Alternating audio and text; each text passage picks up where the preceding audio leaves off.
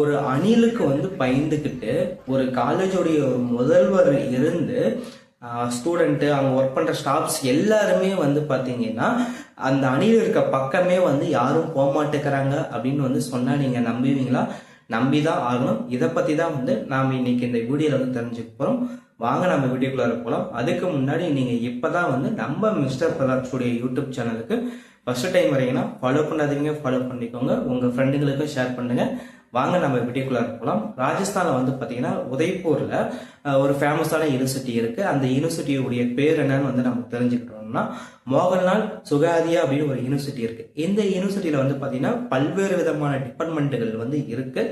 இதில் வந்து பார்த்தீங்கன்னா சைக்காலஜி டிபார்ட்மெண்ட் இருக்குது. இந்த டிபார்ட்மெண்ட் வழியாக வந்து போகும்போது வந்து பார்த்தீங்கன்னா அந்த டிபார்ட்மெண்ட்டுக்கு பக்கத்தில் வந்து ஒரு மரம் இருக்கு. அந்த மரத்துல இருந்து ஒரு அணில் வந்து பார்த்தீங்கன்னா யாரும் எதிர்பார்க்காத டைம்ல டக்குன்னு அந்த வழியா போறக்கூடிய ஸ்டாஃப்ஸாக இருந்தாலும் சரி, ஸ்டூடெண்ட்டாக இருந்தாலும் சரி, அவங்கள வந்து திடீர்னு அட்டாக் பண்ணி காயங்களை ஏற்படுத்திட்டு தெரிஞ்சப்போ கொடுக்கணும்னு அவங்க வந்து அவேர்னஸ் ஆகிறதுக்குள்ள அந்த மரத்தில் ஏறி போய் உட்காந்துக்குது அப்படின்ட்டு வந்து ஒரு நியூஸ் வந்து இப்போ வந்து சோசியல் மீடியாவில் வந்து வைரல் ஆகிட்டு இருக்கு.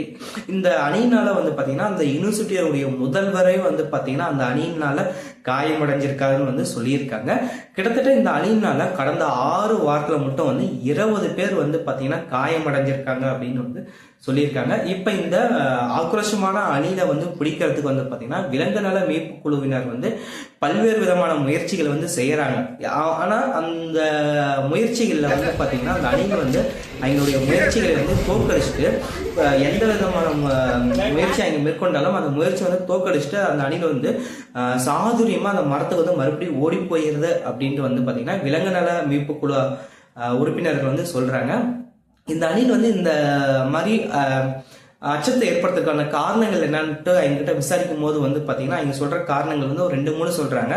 அதில் ஃபர்ஸ்ட் ஒரு காரணங்கள் என்னன்னு பார்த்தீங்கன்னா ரொம்ப வெப்பம் அதிகமாக இருக்கிறதுனால இந்த அணில் வந்து தாக்கத்தில் ஏற்படுத்துது அப்படின்னு வந்து சொல்லியிருக்காங்க. அதுக்கப்புறம் வந்து தேவையான உணவு பற்றாக்குறையா உணவுப் பொருள் தேவையான உணவுப் பொருள் வந்து இல்லாமல் இருக்கிறதுனால கூட இந்த அணில் வந்து பாதிப்பு ஏற்படுத்தலாம் அப்படின்னு வந்து சொல்லியிருக்காங்க. அதுக்கு அடுத்ததான் வந்து அவங்க சொல்ற இன்னொரு ரீசன் வந்து என்னன்னு பார்த்தீங்கன்னா இந்த அணில் வந்து தன்னுடைய எல்லையை வந்து பாதுகாக்கணும் அப்படின்னு ஒரு காரணத்துக்காக அந்த எல்லை அந்த அந்த அணில் வந்து மரத்தில் இருக்க பகுதியில் வந்து யாரு போனாலும் வந்து பார்த்தீங்கன்னா அட்டாக் பண்ணுறது அப்படின்னு வந்து சொல்லியிருக்காங்க.